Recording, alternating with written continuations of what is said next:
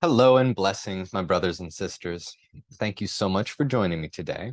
This is the fourth lecture that I'm sharing with the Kenya sermons, and today we're going to be discussing how to best overcome your enemy. So how would you like that? Some keys to best overcoming your enemy whenever that situation might arise. So the first thing is that every single being deserves love and respect. Every single being, human, animal, deserves love and respect. We need love and respect. We need to be seen, to be met. We need to feel like our lives are worth something, like we have value. And this isn't because we earn it. You don't give love and respect to someone because they have done something that you want or they have helped you. I mean, it's beautiful to open up and recognize how people help you and offer gratitude and appreciation. But we offer love and respect because we are life. We are one life, interconnected, and all of our fates are intertwined. When we benefit one, all benefit. And when we harm one, all feel that harm in some way. So this interrelatedness of all beings, we are one life. We are part of one ecosystem, one garden. We are all interrelated and all of our fates are intertwined. And this interrelatedness of all life, this one garden, this is why we have morality. This is why we have virtue. This is why we are good to one another, because we are all connected. And every harm that we put out comes back to us. And every good that we come out supports everything that we are connected to. So every human being needs to feel seen and accepted. Every human being needs to feel loved. Every human being needs to feel like their lives have meaning, like they matter.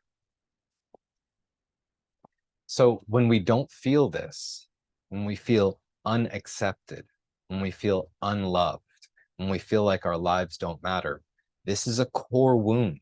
This is a pain, and it causes us to act in a way that shares this pain with others. So maybe we feel weak and powerless. So we try to get power in the outer world, and we exert that power over others to prove that we're not weak, to prove that we're not powerless. Maybe we feel unloved, so we try to give and offer and share so that others can love us and we can be met the way that we need to be met. So many of the things that we do as human beings are to address this core lack, this core pain, this core fear. And whenever you encounter someone and you are at cross purposes with them, whenever you encounter someone who is acting as an enemy in your life in that one moment, if you dig deep enough, it comes down to that core fear and pain. This is why humans act cruel to one another.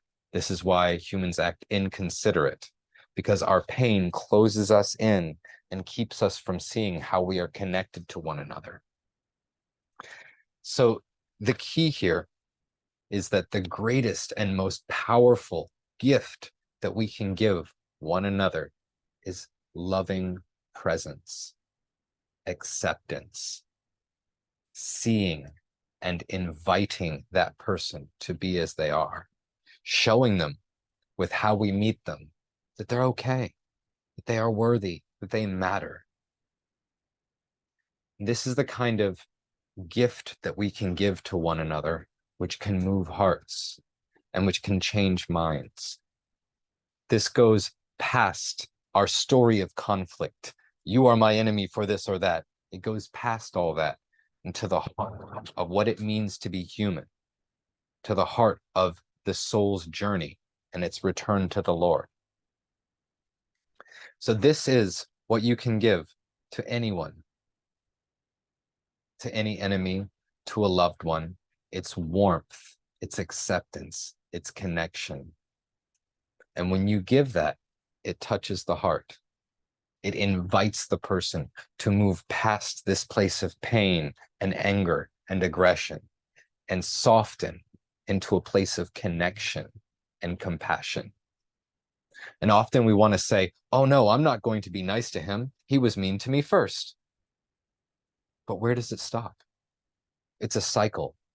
One person is angry or upset or hurt and they say something that hurts another, and this other person is hurt and they say something that hurts back, and it just keeps building up.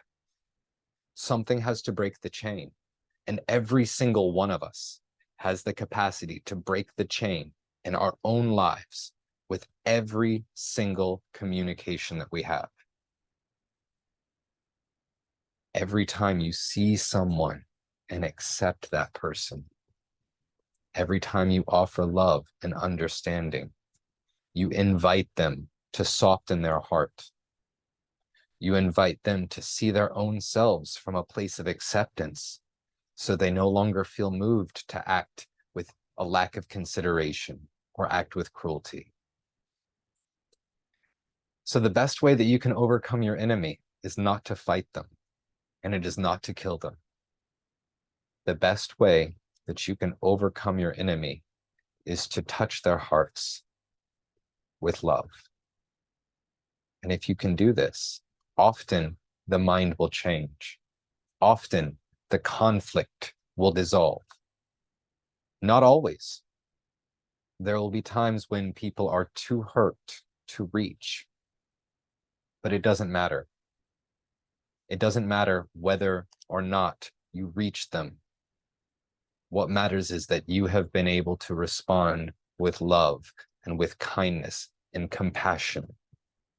That your meeting of this person is aligned with the will of the Lord, aligned with the love and peace of the I Am. So give love. Give love to each being that you interact with, and see the being for themselves, not just the role that they are playing in your life at this one moment. The person that you interact with is an expression of God. They are an expression of the one love, the one light. Even when you must defend yourself, and there will be times, even when you must defend yourself, remember to do so from a place of love to the best of your ability. You defend yourself to protect that other person too from doing more harm that they would regret, that would cause them more pain and lead them to act as an enemy for others. So every single time we can meet conflict with love, we invite the person who brings this conflict to heal. To heal is to come together. Thank you so much for joining me today, brothers and sisters. I wish you an amazing day, and I look forward to speaking with you next time. Blessings.